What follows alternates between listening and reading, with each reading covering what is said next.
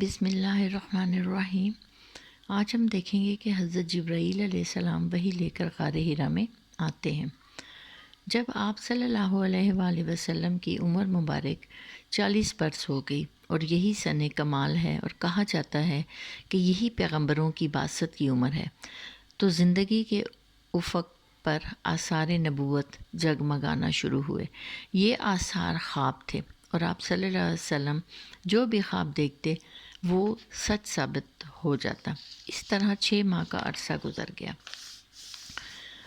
آئیے اب ذرا حضرت عائشہ رضی اللہ تعالیٰ عنہا کی زبانی اس واقعے کی تفصیلات ہم جانتے ہیں۔ یہ حضرت عائشہ رضی اللہ تعالیٰ عنہا فرماتی ہیں، رسول اللہ صلی اللہ علیہ وآلہ وسلم پر وحی کی ابتدا نیند میں اچھے خواب سے ہوئی۔ آپ صلی اللہ علیہ وسلم جو بھی خواب دیکھتے وہ سچ ثابت ہوتا۔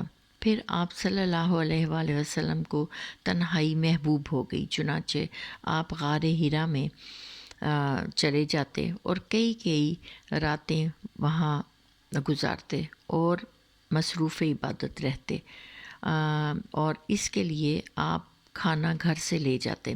جب یہ کھانا ختم ہوتا تو آپ دوبارہ تشریف لاتے اور کچھ دنوں کے لیے کھانے پینے کا سامان ساتھ لے کر دوبارہ غار حرا میں چلے جاتے، یہاں تک کہ آپ کے پاس حق آ گیا اور آپ صلی اللہ علیہ وسلم غار حرا میں تھے، یعنی آپ صلی اللہ علیہ وآلہ وسلم کے پاس فرشتہ آیا اور اس نے کہا پڑھو۔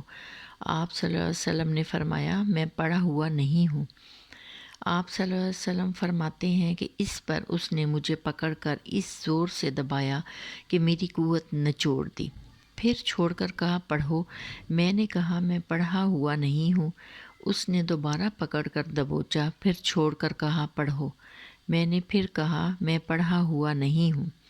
اس نے تیسری بار پکڑ کر دبوچا، پھر چھوڑ کر کہا اقرأ بسم ربک الذی خلق خلق الانسان من علق اقرأ وربک الاکرم۔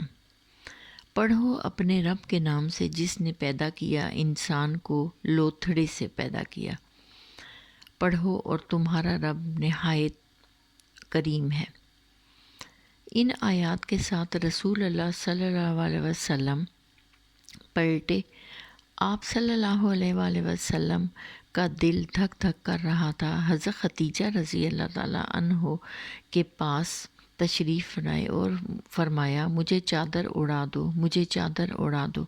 انہوں نے آپ صلی اللہ علیہ وآلہ وسلم کو چادر اڑا دی، یہاں تک کہ خوف جاتا رہا۔ اس کے بعد آپ صلی اللہ علیہ وآلہ وسلم نے حضرت خدیجہ کو واقعے کی اطلاع دیتے ہوئے فرمایا یہ مجھے کیا ہو گیا ہے، مجھے تو اپنی جان کا ڈر لگتا ہے۔ حضرت خدیجہ رضی اللہ تعالیٰ عنہ نے کہا قطعاً نہیں، بخدا آپ صلی اللہ علیہ وآلہ وسلم کو اللہ تعالیٰ رسوا نہ کرے گا۔